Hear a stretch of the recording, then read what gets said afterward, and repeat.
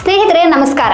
ಭಾರತದ ಚುನಾವಣಾ ಆಯೋಗವು ರಾಜ್ಯದಲ್ಲಿ ನಿನ್ನೆಯಿಂದ ಮತದಾರರ ಪಟ್ಟಿಯ ವಿಶೇಷ ತೀವ್ರ ಪರಿಷ್ಕರಣೆ ಅಂದರೆ SIR ಪ್ರಕ್ರಿಯೆಗೆ ಚಾಲನೆ ನೀಡಿದೆ.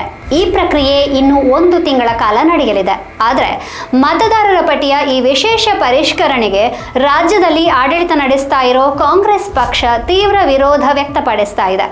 ರಾಜ್ಯದ ಪ್ರತಿ ಜಿಲ್ಲೆಗಳಲ್ಲೂ ನಗರಗಳಲ್ಲೂ ಪಟ್ಟಣಗಳಲ್ಲೂ SIR ವಿರೋಧಿ ಅಭಿಯಾನ ನಡೆಸ್ತಾ ಇದೆ.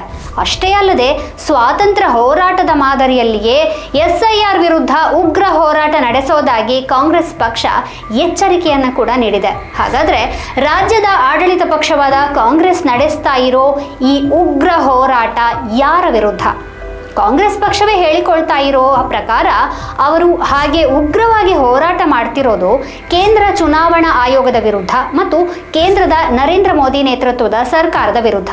ಆದರೆ ನಿಜ ಏನು ಅಂದರೆ ಅವರು ಉಗ್ರವಾಗಿ ಹೋರಾಡ್ತಾ ಇರೋದು ಸಂವಿಧಾನದ ವಿರುದ್ಧ ಮತ್ತು ಪಂಡಿತ್ ನೆಹರು ಅವರ ವಿರುದ್ಧ. ಈ ವಿಷಯ ಕೇಳಿ ಈಗಲೇ ಶಾಕ್ ಆಗಬೇಡಿ. ಪೂರ್ತಿ ವಿಷಯ ತಿಳಿದ ನಂತರ ಶಾಕ್ ಆಗೋದು ಇದ್ದೇ ಇದೆ. ಕಾಂಗ್ರೆಸ್ ಪಕ್ಷದ ಸರ್ವೋಚ್ಚ ನಾಯಕ ಅಂದರೆ ಅದು ರಾಹುಲ್ ಗಾಂಧಿ. ರಾಹುಲ್ ಗಾಂಧಿ ಯಾವಾಗಲೂ ಒಂದು ಕೆಂಪು ಬಣ್ಣದ ಮಿನಿ ಸಂವಿಧಾನದ ಪುಸ್ತಕವನ್ನ ಕೈಯಲ್ಲಿ ಹಿಡ್ಕೊಳ್ಳೋದನ್ನ ನೀವೆಲ್ಲ ನೋಡಿಯೇ ಇರ್ತೀರಿ.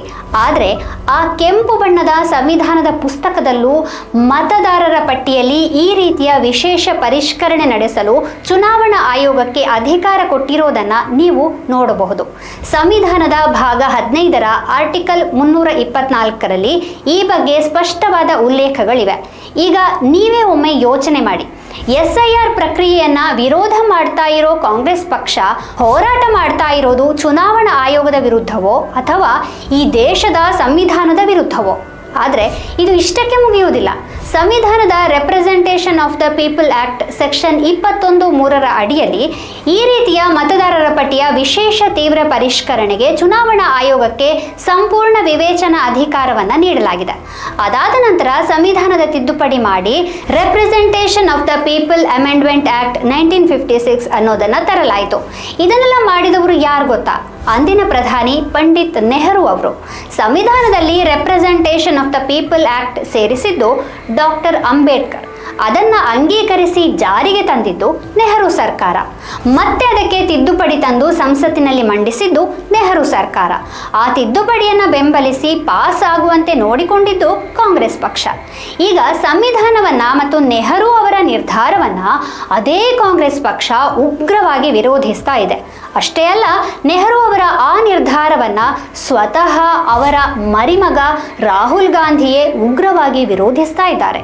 ಆದರೆ ಅಮಾಯಕ ಕಾಂಗ್ರೆಸ್ ಕಾರ್ಯಕರ್ತರು ಮಾತ್ರ ನಾವು ಕೇಂದ್ರ ಸರ್ಕಾರವನ್ನು ವಿರೋಧಿಸ್ತಾ ಇದ್ದೇವೆ, ಚುನಾವಣಾ ಆಯೋಗವನ್ನು ವಿರೋಧಿಸಲು ಬೀದಿಗೆ ಇಳಿದಿದ್ದೇವೆ ಅಂತ ತಿಳ್ಕೊಂಡಿದ್ದಾರೆ.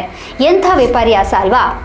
ನಿಮ್ಮ ಸ್ನೇಹಿತರಲ್ಲೂ ಯಾರಾದರೂ ಅಂತಹ ಅಮಾಯಕ ಕಾಂಗ್ರೆಸ್ ಕಾರ್ಯಕರ್ತರಿದ್ರೆ ಅವರಿಗೆ ಈ ವಿಷಯವನ್ನ ತಿಳಿಸಿ ಅವರನ್ನ ತಪ್ಪು ದಾರಿಯಿಂದ ಸರಿ ದಾರಿಗೆ ತರುವ ಪ್ರಯತ್ನವನ್ನ ದಯವಿಟ್ಟು ಮಾಡಿ.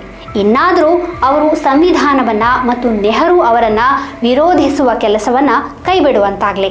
ನಮಸ್ಕಾರ.